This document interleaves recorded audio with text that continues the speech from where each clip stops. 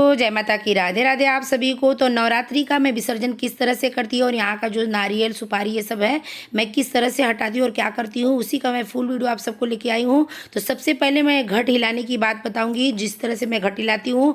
तो जब आपका व्रत छोड़ने से पहले अंतिम चरण में व्रत छोड़ती हूँ नवमी के, तो उस टाइम पर मैं व्रत छोड़ने से पहले हाथ में अक्षत ले लेती हूँ, फूल ले लेती हूँ। उसके बाद जो भी मेरा मंत्र जाप हुआ रहता है, माला हुआ था, उसको मैं रिपीट करती हूँ। उसके बाद एक क्षमा प्रार्थना पढ़ लीजिए, हाथ में पुष्प ले लीजिए, अक्षत ले लीजिए। मान लीजिए आपने नवग्रह का विसर्जन कर रहे हैं तो आप नवग्रह को प्रार्थना करेंगे, हे नवग्रह देवता आपके चरणों में मैं कोटि कोटि प्रणाम करती हूँ। इन 9 दिनों में मैंने आपके ऊपर जो भी कम अधिक पूजा में कर दी हूँ उसके लिए मैं क्षमा प्रार्थी हूँ, क्षमा मांग रही हूँ।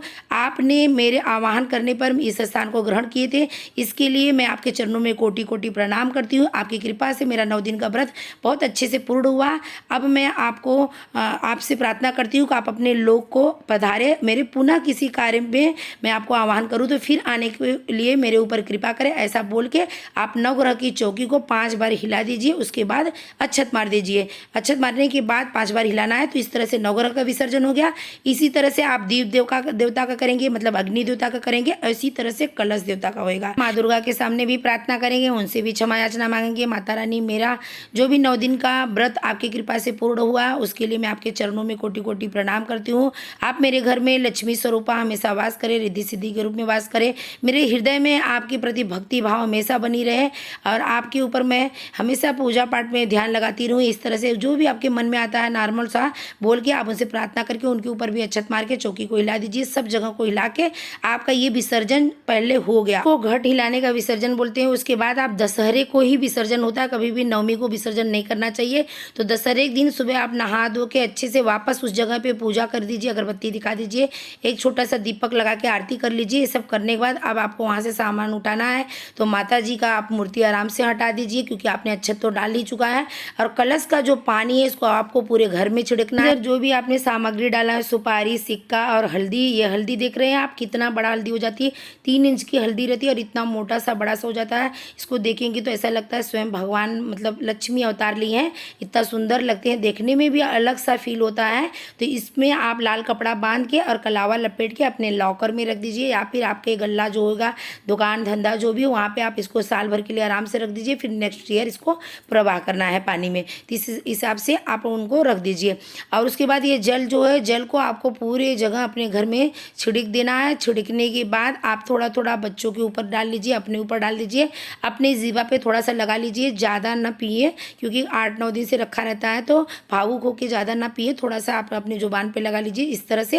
लेकिन बाथरूम में इसे ना छिड़के, बाथरूम छोड़ के सब जगह छिड़क दे। इस तरह से आपका कलश विसर्जन हो गया। और जो इसका नारियल है, नारियल अगर आप चाहो तो अपने मेन गेट पे बांध सकते हैं। इसमें माँ दुर्गा का स्वरूप आया हुआ रहता है, तो आप अपने मेन गेट पे लटकाएंगे ना तो कभी भी आपके घर में नज़र दोष बुरी आत्मा चीज़ नहीं आ पाएगी। इसके लिए आप टांग सकते हैं और नेक्स्ट ईयर इसको जल प्रवाह कर सकते हैं। अगर आप इस साल नहीं टांगना चाहते हैं तो ये नारियल को आप सीधा जल प्रवाह कर दीजिए। कभी भी ये नारियल तोड़ के नहीं खाना चाहिए क्योंकि हम 9 दिन तक इसमें माता दुर्गा का आह्वान करते हैं, अच्छे से उनका पूजा पाठ करते हैं, तो उसमें माता जी का वास हो जाता है। तो उसको कभी हमें फोड़ के खाना नहीं चाहिए। इस तरह से आपका नारियल विसर्जन हो गया, कलश विसर्जन हो गया। को आप चाहें तो अपने घर के बच्चों को, बड़ों को कान के पे थोड़ा टाइम के लिए लगा सकते हैं, पैर से ना लगे। थोड़े टाइम के बाद आप उनके कान से लेके विसर्जन में डाल दीजिए।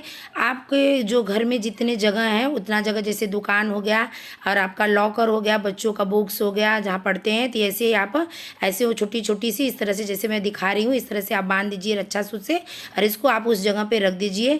मैं इसके लिए बनाई हूँ, मेरे उस घर पे जाएगा, कंपनी में जाएगा, दुकान पे जाएगा और घर में जाएगा। और जो इस तरह से इसका हो गया। और अभी बाकी जो बचा है विसर्जन के लिए आप साइड में रख दीजिए। अब चावल है, जो नवग्रह का जो सिक्का है, इसको आप ब्राह्मण को दान कर सकते हैं। सुपारी अगर वो लेंगे तो दान कर सकते हैं, लेकिन पैसे तो ले लेते हैं, सुपारी का भरोसा नहीं। अगर ना लें तो आप विसर्जन में डाल दीजिए।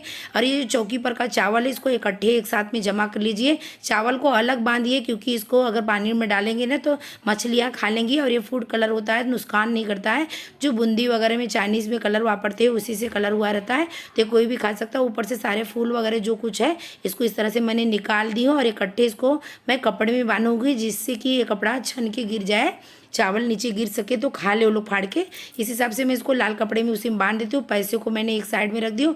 ये जो दीपक है, दीपक का जो बाती इतना मेरा जल चुका है, ये बत्ती को मैं इसी में डाल के विसर्जन कर दूँगी और दीपक को मैं घस के हटा दूँगी मांजने के बाद।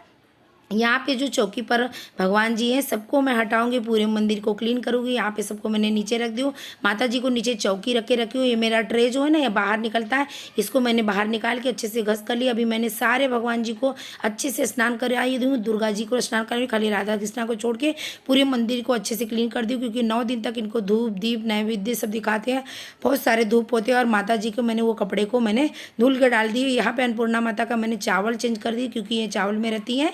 इस हिसाब से मैंने सारी व्यवस्था करके अभी मेरे को 2 घंटा इसमें सब चला गया। यहाँ पे सबको मैंने अच्छे से स्नान करा के अब मैं डायरेक्ट आपको पूजा करते हुए दिखा रही हूँ। यहाँ पे मैं पूजा कर रही हूँ। अब माता जी को मैंने अभी इस टाइम पे एक चुन्नी उड़ा दी हूँ। अभी मैं श्रृंगार नहीं करूँगी, जो इनका कपड़ा मैंने धुल के डाली हूँ, जो पहनी थी ना वही पहनाऊंगी, नहीं तो राधा रानी और माता जी का और कृष्णा का कपड़ा चेंज हो जाएगा। इसके लिए मैं सेम ही पहनाती हूँ।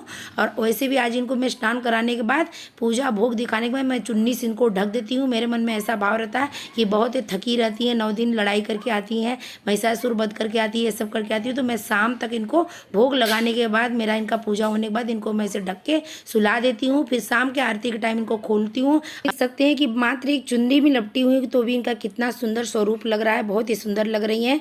तो अभी मैं इनको आराम करा रही हूँ। अब मैं यहाँ पे सब समेटूंगी, उसके बाद मैं मंदिर जाऊँगी, क्योंकि मैं 9 दिन तक चप्पल नहीं पहनती हूँ। तो अब मैं शीतला माता को धार दे के आऊँगी, फिर मैं चप्पल पहनूंगी।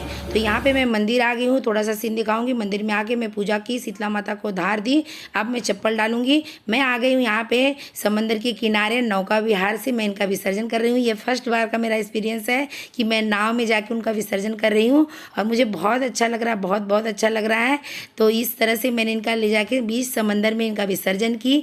तो मेरा इसी तरह से तरीका है, मैंने आप सबको शेयर किया। आप सब कैसे करते हैं ज़रूर कमेंट में बताना। अगर वीडियो थोड़ा भी पसंद आएगा तो चैनल को लाइक सब्सक्राइब जरूर करना। जय